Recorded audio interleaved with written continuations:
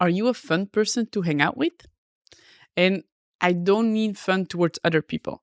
I mean towards yourself. Are you a fun person to be around for you? Do your thoughts lift you up? Do you like your body as this cozy place to be at? Um, do you do what's truly good for you or fun for you? Because for many people, the answer is no. And if I ask them to just be alone with themselves for a couple of minutes, a couple of hours, a couple of days, they become really uncomfortable just at the thought of just being with themselves because they fear that silence of being alone. And because they fear the silence of being alone, these people chase all types of distractions, and distractions can be the typical ones like being on your phone, um, doing sports all the times, but also the less obvious ones, like, for example, reading a lot of books, because we often associate books with something good, something nourishing, something that we do for ourselves. However, for a lot of people, it's also a way to distract themselves from just being with them.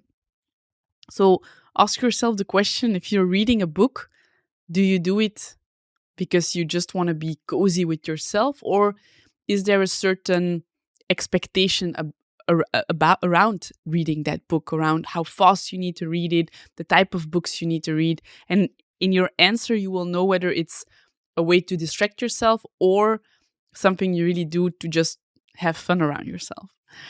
Other common ones are food. If you feel stressed and every time that you feel stressed, you walk to that fridge or you open your phone and to order some food, some junk food, and know that it's a distraction towards being with this uncomfortable feeling that you have. You will distract yourself if you feel awkward being with yourself. And that's a pity, because the more awkward you can be with yourself, the more that you can actually feel what's going on and resolve what's going on, rather than having to distract yourself and bumping into that thing again and again and again. Because you will. If you avoid the problem will arise again and again and again. So ask yourself, how awkward can it really be to just be with yourself? I mean, what can you not say or think or be? Because it's you.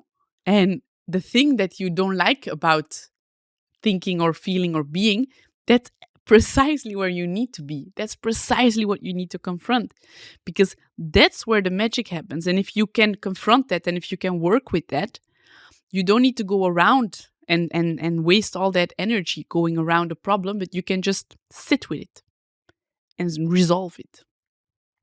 So learn how to coexist with yourself in a peaceful way and to be with yourself. Because if you cannot be with you, how can you be with others in a way that's authentic?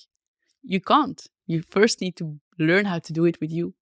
So learn how to be with yourself. Learn how to find joy in your own company, and learn about what's happening in your inner landscape. And what are the sensations that you feel in your body? What are the emotions? What are the triggers? And learn how to know that inner landscape of yours. Because if you understand that, you're always accompanied by your own problem-solving skills.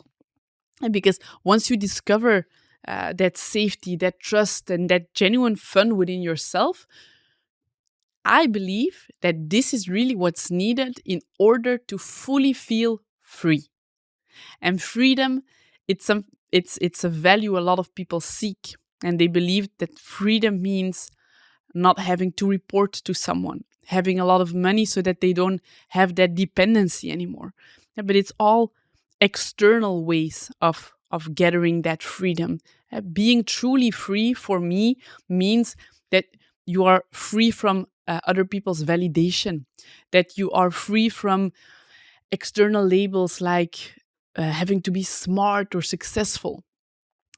Being free also means freed of restlessness and agitation that's living within yourself. Because everything that you need is actually already within you. And it sounds very cliche, but it's true. And so once you can really be with you and love that part of you, you are free to do whatever you do because you're always there. So if this is something that you don't yet know how to do it, or you notice that you kind of prefer distracting yourself than just being with yourself, here's your challenge. For the next couple of days, let's say put a time frame on it. So let's say make it a 7-day challenge or a 10-day challenge. You decide what you believe. Okay, this might be something that I think is feasible. So pick a couple of days, stick to it. So let's say for the next 7 days, spend just 10 minutes sitting with yourself. If you say 10 is really too much, start with 3 minutes. But just sit with yourself. And I don't mean that you then need to go and meditate or read. No, you just go to a chair or a couch and you just sit and you just notice what happens outside of me, what happens inside of me.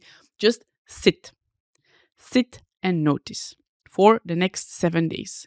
No distractions. Your phone is away. There's no noises. So don't put on any music. Just you and the silence and you. Okay? See what shows up and listen to what you potentially have been avoiding for quite a couple of times. Okay? So get curious, dare to be great, and let me know what came out of it. Ciao.